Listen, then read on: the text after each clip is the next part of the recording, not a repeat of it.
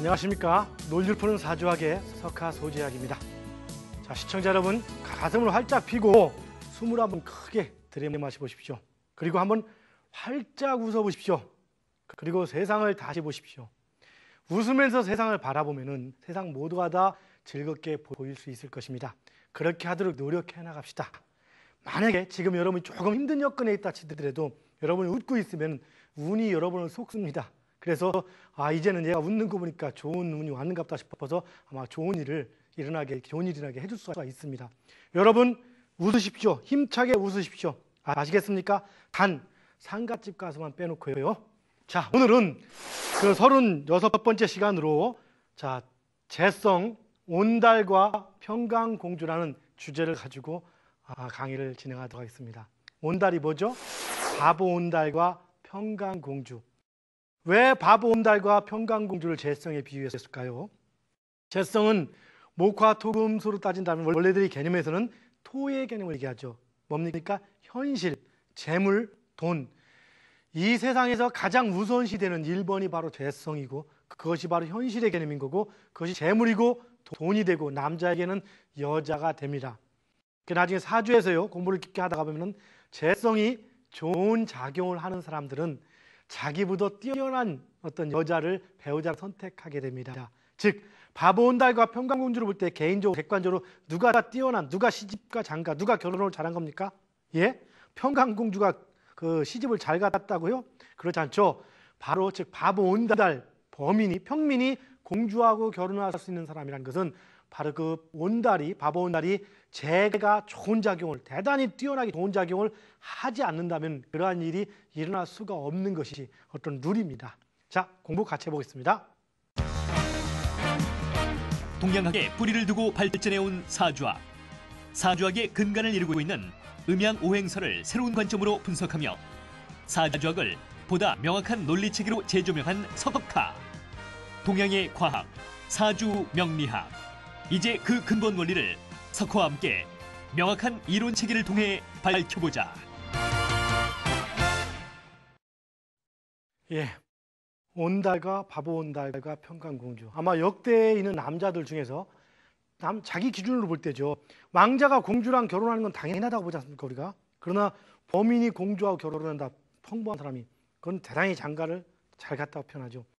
평민 중에서 특히 바보 소리를 듣는 온달, 나중에 온달 장군이라고 하죠. 평민 중에서 역대 가장 장가를 잘 간 그런 사람이 바보 온달 아닐까 합니다. 그래서 바보 온달 사주는 틀림없이 제가 용신이라는 개념, 나중에 좀 배우겠지만, 그래서 조금 더 심해서 아마 종제격 사주가 아닌가, 이렇게 분석해 볼 수도 있을 겁니다.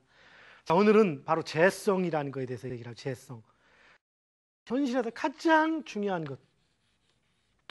제가요 아무리 명예를 추구한다 치더라도 먹고 살 기본적인 게 안 돼 있으면 그게 안 되더라는 얘기예요. 어떤 기본은 돼야 되는 거죠. 처자식 먹여야 되는. 바로 이런 현실의 모든 개념은 바로 이 재물, 재성이라고 합니다. 재성. 앞에서 성 이렇게 표현하죠. 이 재성의 개념이 자, 목화 토금수 치면 뭐에 해당됩니까? 바로 토에 해당됩니다. 토. 그러다 보니까 사주를 기초적으로 조금 공부한 분들이 사주에 토가 없으면은 이거는 전부 다 이제 사업을 해도 안 된다, 여자가 없다, 이렇게 얘기를 하는 경우도 간혹 있습니다. 항상 얘기하지만 사주는 목화토금수로 분석하는 게 아니라겠죠. 목화토금수의 원리를 가지고 다시 적용을 시켜서 분석하는 거라고 했습니다. 이해하시겠죠? 자, 그러면 이 토의 개념, 재성 개념, 이 재성, 현실인 간목에서 볼 때 가장 중요한 합하는 재성, 이것의 의미가 뭘까요? 이 재성, 이번 시간에 공부하는 재성입니다. 그러면 자, 너무 돈을 밝히는 사람들도 재성이죠. 그러니까 재성은 있는 게 좋다는 얘기가 없는 게 좋다는 얘기입니까? 현실에서는 가장 좋다고 표현하고 하는 것이 바로 재성인 겁니다. 돈보다 더 좋은 거 있습니까? 물론 사랑이 좋다고요. 맞습니다. 사랑이 좋다 얘기하는 것은 지금 배운 것 중에 뭐가 있을까요? 예, 식상. 바로 나는 돼서 사랑은 순간이야. 영원한 것은 참 진리야. 명예가 최고지. 뭡니까? 인성. 무슨 소리야? 말 한마디면 손가락만 까딱하면 오잖아. 뭡니까? 관성. 자, 다 했나?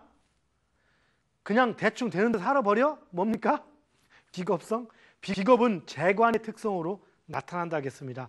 비겁은 마지막 시간에 다시 한번 또 다룰 겁니다. 일단 봅시다. 우리가 수에 대해서 지난 시간에 배웠고 이 수의 특성, 그 다음에 이것은 인성이라고 했죠. 인성.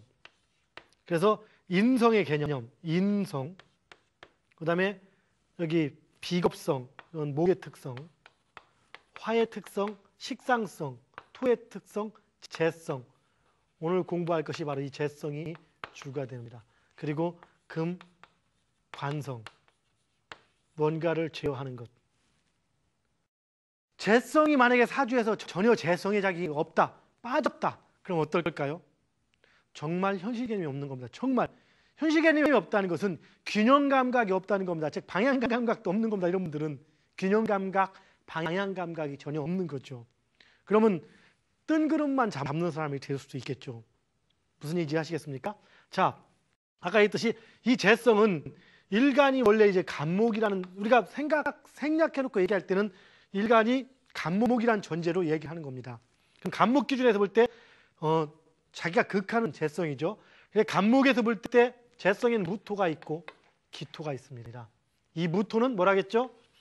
즉 갑돌이가 볼 때 무돌이는 누굽니까? 그 같은 편이죠. 극하는 관계. 그리고 기순이는, 얘는 기순이죠. 기순이는 갑돌이가 볼 때 사죽을 못 쓰는 관계. 원래는 극을 해야 되지만 토니까.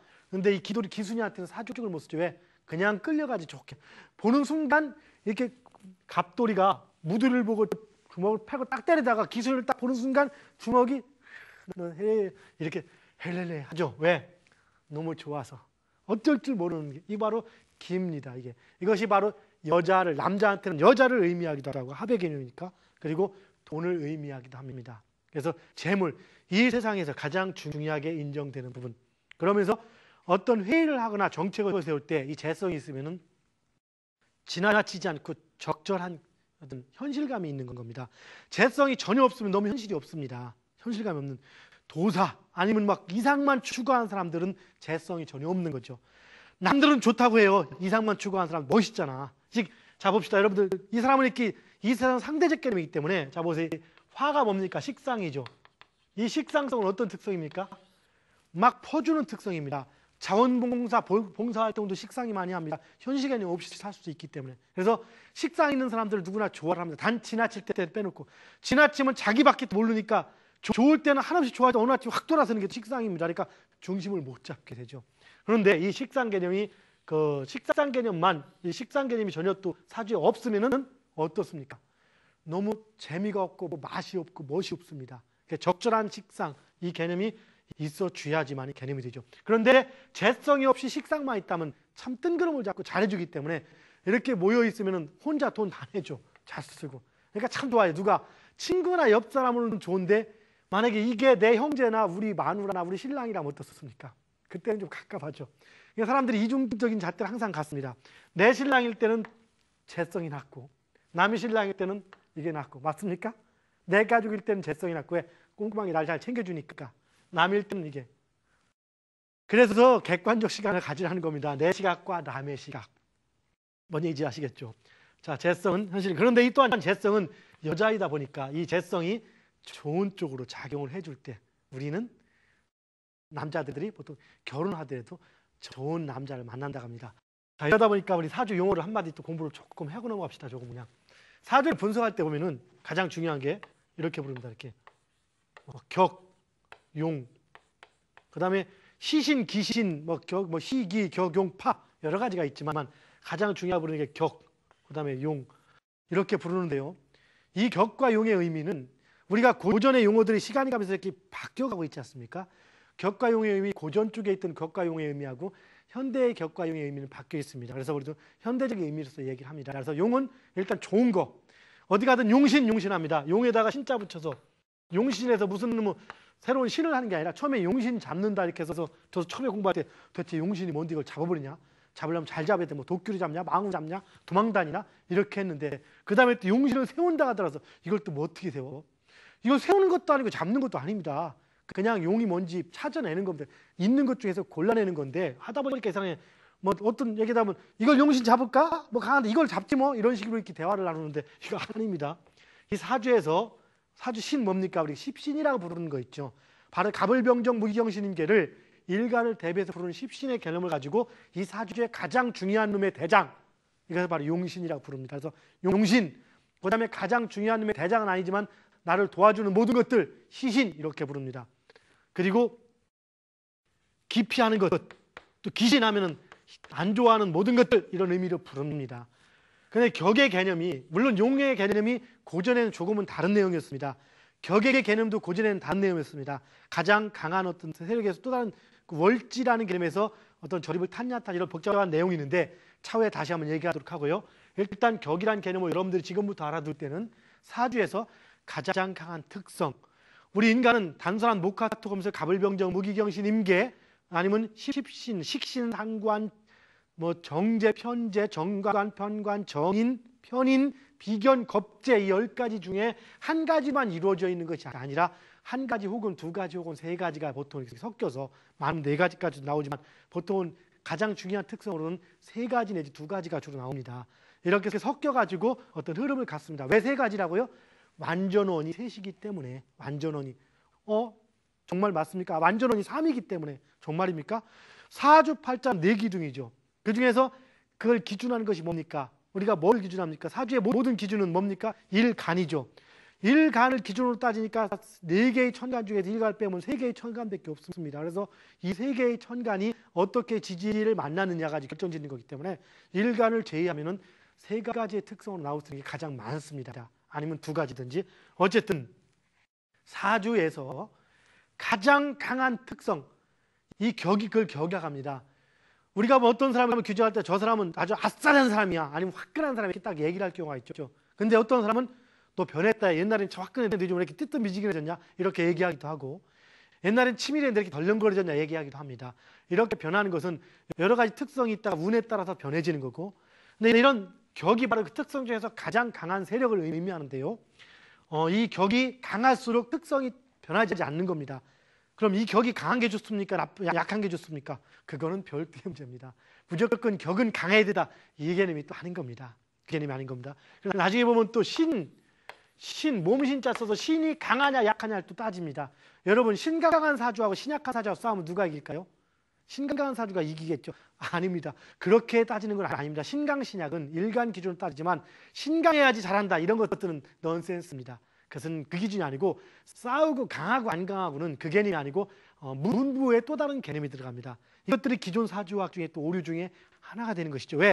강하고 약한 거의 개념을 신강을 우리 인간의 신강 개념처럼 생각하다 보니까 그건 아닌 거거든요. 자, 어쨌든 봅시다. 격이라는 개념은 사주에서 가장 강한 특성. 그럼 이 격이 사주에 예를 들어 제격이다. 그러면 제 특성이 가장 강하니까 이 사람은 제 특성이 가장 강하게 나타납니다. 그럼 성실할까요? 성실하지 않을까요? 물론 성실합니다. 대단히 성실합니다.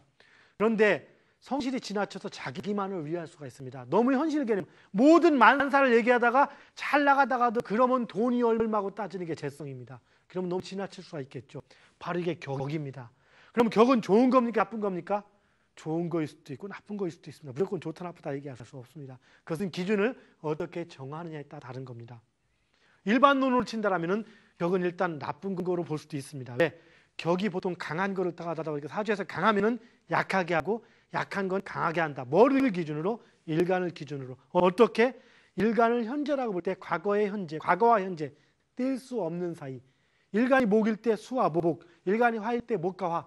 이거는 과거로서 뗄 수가 없기 때문에 이 일간과 전 생해 주는 것, 즉 비겁성과 인성, 인비와 식재관, 인비 2개와 식재관 3개의 힘을 비교해서 인비의 힘이 강할 때를 우리가 신강사주라고 하고, 식재관의 힘이 강할 때 신약사주라고 부릅니다. 그래서 신강사주, 즉 인비의 힘이 강하면은 식재관이 올 때가 좋다.